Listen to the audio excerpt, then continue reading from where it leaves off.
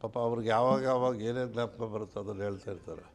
ಅವ್ರು ಒಂಥರ ಹಾವಾಡುಗಳಿದ್ದಂಗೆ ನಮ್ಮ ಕುಮಾರಸ್ವಾಮಿ ಅವರು. ಬಿಡ್ತೀನಿ ಅಂತಾರೆ ಬುಡ್ಡಿಯಿಂದ.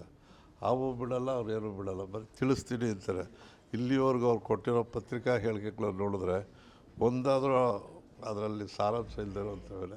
ಇವತ್ತು ಕೂಡ ಅವರು ಆತ್ಮಸಾಕ್ಷಿಯಾಗಿ ಮತ ಕೊಡಿ ಅಂತ ಹೇಳಿದರು. ಆತ್ಮಸಾಕ್ಷಿಯಾಗಿ ಮತ ಕೊಟ್ಟಿದ್ದಾರೆ, ನಾವು ಗೆದ್ದಿದ್ದೀವಿ.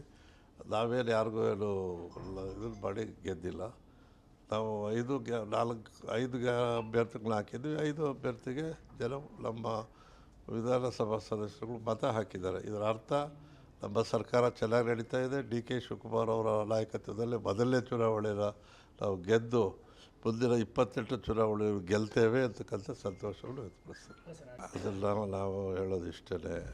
ಪಾಪ ಮಹಾನ್ ನಾಯಕರಾದಂಥ ಕುಮಾರಸ್ವಾಮಿ ಅವರು ಏನು ಹೇಳಿದ್ರು, ನೀವು ನಿಮ್ಮ ಆತ್ಮಸಾಕ್ಷಿಗೆ ಮತ ಕೊಟ್ಟಿದ್ರು, ಅವ್ರು ಕೊಟ್ಟಿದ್ದಾರೆ. ಬಿ ಜೆ ಪಿಲಿ ನಾವು ಹೇಳೋಕ್ಕೆ ಹೋಗಲ್ಲ. ಬಿ ಜೆ ಪಿಯವ್ರು ನಮ್ಮನ್ನು ಮಾಡೋ ಟೀಕೆ ಮಾಡ್ತಾರಲ್ಲ. ಯತ್ನಾಳಿದಾನಲ್ಲ, ಬಸವನಗುಡ ಯತ್ನಾಳು, ಅವ್ರ ಭಾಷೆಗೆ ಉತ್ತರ ಕೊಟ್ಟರೆ ಸಾಕಾಗದೆ. ಅವರಲ್ಲೇ ಉತ್ತರಗಳಿದೆ, ನಾವು ಹೇಳಬೇಕಾದ್ದಿಲ್ಲ. ನಮ್ಮ ಆಡಳಿತವನ್ನು ಒಪ್ಪಿ ನಮ್ಮ ಸರ್ಕಾರದ ಬಗ್ಗೆ ಉತ್ತಮ ಕೆಲಸ ಮಾಡ್ತಾಯಿದ್ದಾರೆ ಅಂತ ಮತ ಹಾಕಿದ್ದಾರೆ, ಸ್ವಾಗತ ಮಾಡ್ತೀವಿ.